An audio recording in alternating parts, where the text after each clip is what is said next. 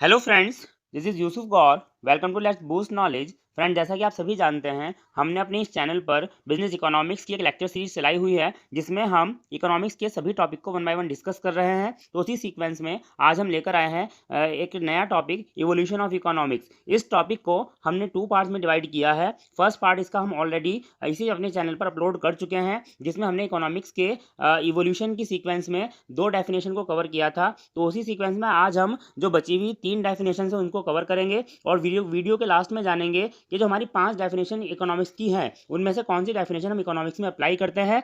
देखिए, जितनी 5 डेफिनेशन है सभी एक्सेप्टेड है, लेकिन एप्लीकेबल कौन सी डेफिनेशन होती है। तो चलिए फ्रेंड्स, बिना टाइम वेस्ट किए स्टार्ट करते हैं आज की वीडियो स्टार्ट करने से पहले आप सभी से रिक्वेस्ट है, अगर आप चैनल पर नए हैं तो चैनल सब्सक्राइब कर लीजिए और बेल आइकन प्रेस कर लीजिए, जिससे हर एक नई वीडियो का नोटिफिकेशन आप तक सबसे पहले पहुंच सके, क्योंकि हम अपने इस चैनल पर इसी तरह की नॉलेजेबल एंड वैल्यूएबल वीडियोज आपके लिए लाते रहते हैं। तो चलिए फ्रेंड, स्टार्ट करते हैं वीडियो और मूव करते हैं नेक्स्ट स्लाइड की तरफ। तो फ्रेंड्स, जैसा कि आप स्क्रीन पर देख रहे हैं, ये टोटल 5 डेफिनेशन है इवोल्यूशन ऑफ इकोनॉमिक्स में। इन 5 में से जो वेल सेंटर डेफिनेशन है एंड वेलफेयर सेंटर डेफिनेशन है, हम पहले ही इससे पहली वाली वीडियो में कवर कर चुके हैं। अगर आप इन डेफिनेशन को जानना चाहते हैं तो आप चैनल पर जाकर वो वीडियो देख सकते हैं। प्लेलिस्ट में हम उसमें उसको ऐड कर देंगे। आज हम बात करेंगे स्कैरसिटी सेंटर डेफिनेशन की, वांटलेसनेस सेंटर डेफिनेशन की एंड ग्रोथ सेंटर डेफिनेशन की। तो चलिए पहले हम बात करते हैं फ्रेंड स्कैरसिटी सेंटर डेफिनेशन की। देखिए फ्रेंड्स, इवोल्यूशन ऑफ इकोनॉमिक्स की सीक्वेंस में जो थर्ड डेफिनेशन है इकोनॉमिक्स की, उसका नाम है स्कैरसिटी सेंटर डेफिनेशन, जैसा आप स्क्रीन पर देख रहे होंगे। और इस डेफिनेशन को जो देने वाले इकोनॉमिक्स्ट हैं, उनका नाम है लियोनेल रॉबिन्स। जैसे उनकी आप फोटो स्क्रीन स्लाइड में देख रहे होंगे, एक सुंदर सी फोटो आपको दिख रही होगी, यह है प्रोफेसर रॉबिन्स, और इन्होंने ही स्कैरसिटी सेंटर डेफिनेशन को इकोनॉमिक्स में लाया और अप्लाई किया। देखिए, अब तक 2031 तक इकोनॉमिक्स में ओनली स्टार्टिंग में मनी का होल्ड रहा, और फिर उसके बाद 1890 में ह्यूमन बीइंग के वेलफेयर का होल्ड रहा। लेकिन प्रोफेसर रॉबिन्स ने उन दोनों होल्ड को खत्म करते हुए एक नया प्रोस्पेक्ट इकोनॉमिक्स के फील्ड में लाए, और उन्होंने बोला कि जो इकोनॉमिक्स है वो एक प्रॉब्लम सॉल्विंग प्रोसेस है, और वो एडजस्टमेंट करती है, ना उसमें मनी का होल्ड है और ना ही जो इकोनॉमिक्स है वो ह्यूमन बीइंग के वेलफेयर के लिए काम करती है। इकोनॉमिक्स जो है एडजस्टमेंट करती है किसके बीच में? Limited resources and unlimited wants के बीच में। उसी चीज को लेकर इन्होंने अपनी डेफिनेशन को दिया है। तो डेफिनेशन जान लेते हैं इनकी कि अपनी डेफिनेशन में इन्होंने क्या बोला।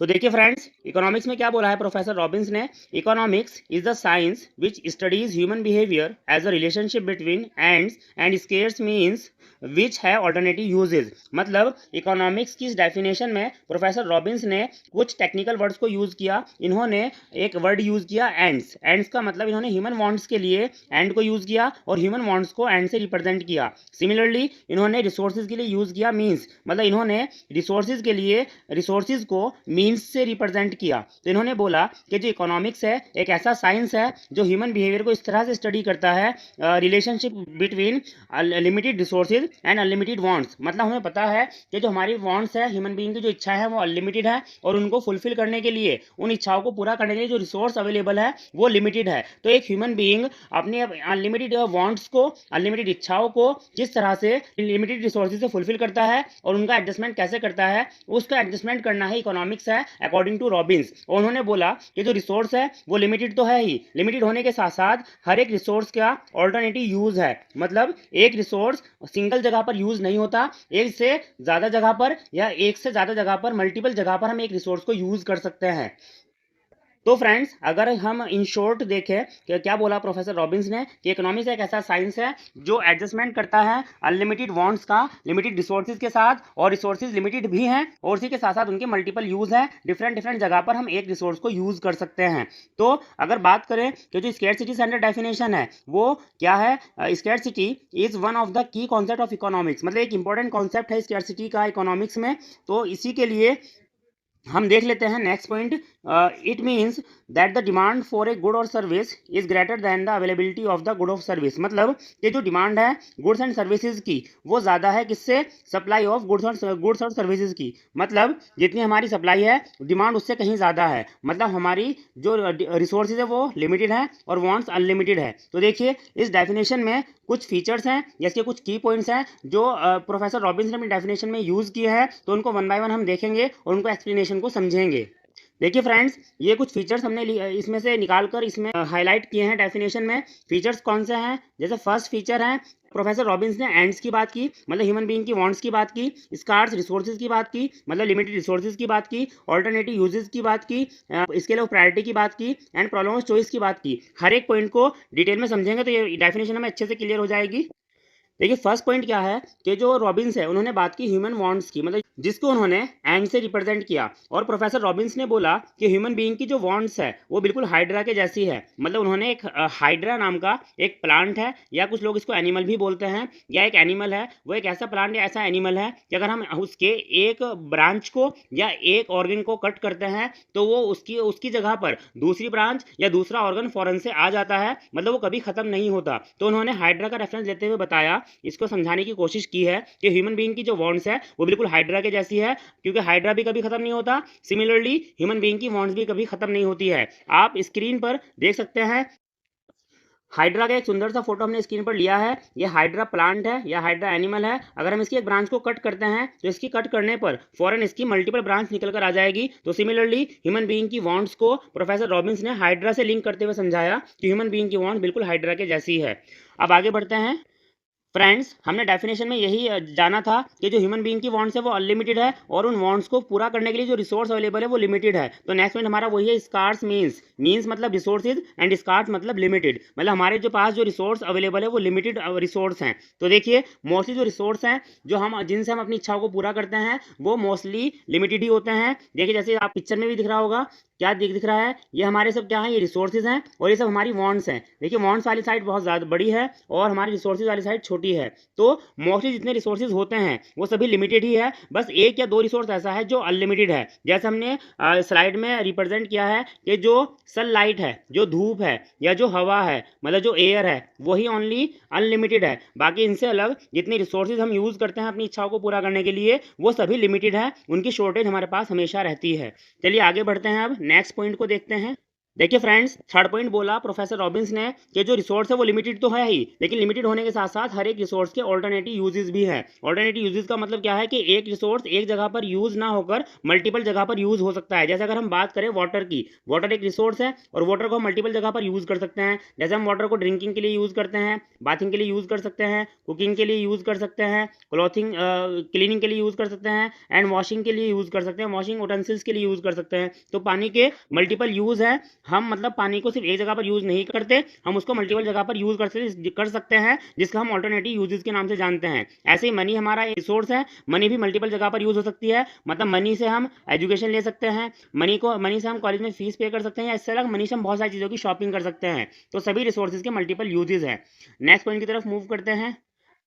देखिए फ्रेंड्स, नेक्स्ट पॉइंट आता है स्केल ऑफ प्रायोरिटी। इसको थोड़ा समझ लेते हैं ध्यान से। देखिए हमने स्टार्टिंग से देखा कि ह्यूमन बीइंग की वांट्स अनलिमिटेड है और उन इच्छाओं को पूरा करने के लिए जो रिसोर्स अवेलेबल है वो लिमिटेड है, और लिमिटेड होने के साथ साथ उनके मल्टीपल यूजेस हैं। तो जब मल्टीपल यूजेस हैं तो हमें अपनी वांट्स के लिए, अपनी इच्छाओं के लिए एक प्रायोरिटी डिसाइड करनी पड़ती है। मतलब हमें एक प्राथमिकता प्रोवाइड करनी पड़ती है कि कौन सी हमारी इच्छा ऐसी है जो सबसे इंपॉर्टेंट है और जिसके ऊपर हम उस रिसोर्स को सबसे पहले यूज करेंगे। जैसा फोटो में देख सकते हैं कि हम इस तरह से अपनी इच्छाओं के लिए प्रायोरिटी डिसाइड करते हैं कि मेरी सबसे इंपॉर्टेंट इच्छा कौन सी है या सबसे इंपॉर्टेंट वांट कौन सी है जिसके ऊपर मैं सबसे पहले रिसोर्स को यूज करूं। और जो प्रायोरिटी है ये पर्सन टू पर्सन डिपेंड करेगी, पर्सन टू पर्सन वेरी करती है और टाइम टू टाइम वेरी करती है। जैसे सपोज करो अगर मैं पानी का यूज करता हूं तो मेरे लिए बाथिंग प्रायोरिटी हो सकती है, आप लोगों के लिए फूड मेकिंग प्रायोरिटी हो सकती है, किसी थर्ड पर्सन के लिए क्लीनिंग प्रायोरिटी हो सकती है, और ये टाइम टू टाइम भी वेरी करेगी कि हमारी टाइम के अकॉर्डिंग किस चीज़ के लिए प्रायोरिटी ज़्यादा है। जो हमारी वांट सबसे ज़्यादा प्रायोरिटी पर होगी, सबसे ज़्यादा इंपॉर्टेंट होगी, हम सबसे पहले रिसोर्स को उसी नीड के ऊपर, उसी वांट के ऊपर यूज करते हैं। तो यही हमारे स्केल ऑफ प्रायोरिटी है। नेक्स्ट पॉइंट की तरफ मूव करते हैं। देखिए फ्रेंड्स, एक इंपॉर्टेंट पॉइंट इसमें जिसके लिए अब तक हम पूरी स्टडी कर रहे थे वो है प्रॉब्लम ऑफ चॉइस। देखिए जब हम प्रायोरिटी डिसाइड करते हैं अपनी वांट्स के लिए तो हमें प्रॉब्लम ऑफ चॉइस को फेस करना पड़ता है। जैसे आपको इस पिक्चर में दिख रहा होगा कि जो एक ह्यूमन बीइंग है ये सिलेक्शन की कोशिश कर रहा है कि मुझे क्या सिलेक्ट करना है। तो हर जगह पर, हर सिचुएशन में हमें प्रॉब्लम ऑफ चॉइस को फेस करना पड़ता है। प्रॉब्लम ऑफ चॉइस कैसे फेस करते हैं? हमारी अनलिमिटेड वांट्स हैं, उन वांट्स को पूरा करने के लिए जो रिसोर्सेज है वो लिमिटेड है, लिमिटेड होने के साथ साथ उनके मल्टीपल यूज हैं, तो हमें प्रायोरिटी प्रायोरिटी डिसाइड करनी पड़ेगी कि हम रिसोर्स को, क्योंकि रिसोर्स मल्टीपल जगह पर यूज हो सकता है, तो हमें ये डिसाइड करना पड़ेगा कि हम रिसोर्स को सबसे पहले कौन सी वांट के ऊपर यूज करें। तो यहाँ पर जब हम ये प्रायोरिटी फिक्स करेंगे अपनी वांट के लिए, तो वहां पर हमें प्रॉब्लम ऑफ चॉइस को फेस करना पड़ेगा, और प्रॉब्लम ऑफ चॉइस ही हमारी इकोनॉमिक प्रॉब्लम है, और इकोनॉमिक प्रॉब्लम को ही इकोनॉमिक्स सॉल्व करती है। तो यहीं से इकोनॉमिक्स प्रॉपर स्टार्ट हो जाती है। तो ये थी स्कार्सिटी सेंटर डेफिनेशन जिसको प्रोफेसर रॉबिन्स ने दिया। आई होप ये आपको समझ में आई होगी। अब नेक्स्ट डेफिनेशन देख लेते हैं। स्कार्सिटी के बाद हमारी जो फोर्थ जनरेशन है इकोनॉमिक्स की, या फोर्थ डेफिनेशन इकोनॉमिक्स की, उसकी बात करते हैं। देखिए फ्रेंड्स, स्कार्सिटी सेंटर डेफिनेशन के बाद हमारी जो नेक्स्ट डेफिनेशन है या नेक्स्ट जनरेशन इकोनॉमिक्स की, उसका नाम है वांट लेसनेस सेंटर डेफिनेशन। इस डेफिनेशन को देने वाले जो इकोनॉमिक्स है उनका नाम है प्रोफेसर जे.के. मेहता, जो इंडियन ही थे, और इन्होंने ये डेफिनेशन 1930 में दी है। और इनके अकॉर्डिंग क्या मानना था कि ह्यूमन बीइंग का जो मैक्सिमम सेटिस्फेक्शन होता है वो कब होता है, जब ह्यूमन बीइंग अपनी इच्छाओं को अवेलेबल रिसोर्सेज के अकॉर्डिंग वांटलेसनेस कर दे, लिमिटेड कर दे, कम कर दे, या उनको शॉर्ट कर दे। तो प्रोफेसर मेहता ने अपनी डेफिनेशन में यही बोला। एक बार डेफिनेशन को हम पढ़ लेते हैं। क्या कहा है? Economics is a science that studies human behaviour as a means to the end of wantlessness. मतलब इकोनॉमिक्स एक ऐसा साइंस है जो स्टडी करता है ह्यूमन बिहेवियर को, कि कैसे ह्यूमन बीइंग को अपनी इच्छाओं को अपनी रिसोर्सेज के अकॉर्डिंग वांटलेसनेस कर देना चाहिए। मतलब जितने हमारे पास रिसोर्स हैं उन रिसोर्सेज के अकॉर्डिंग हम अपनी इच्छाओं को कम कर देंगे, तो वहीं से ह्यूमन बीइंग को मैक्सिमम सेटिस्फेक्शन होगा, और मैक्सिमम सेटिस्फेक्शन प्रोवाइड करना ही इकोनॉमिक्स का मेन मोटिव होता है।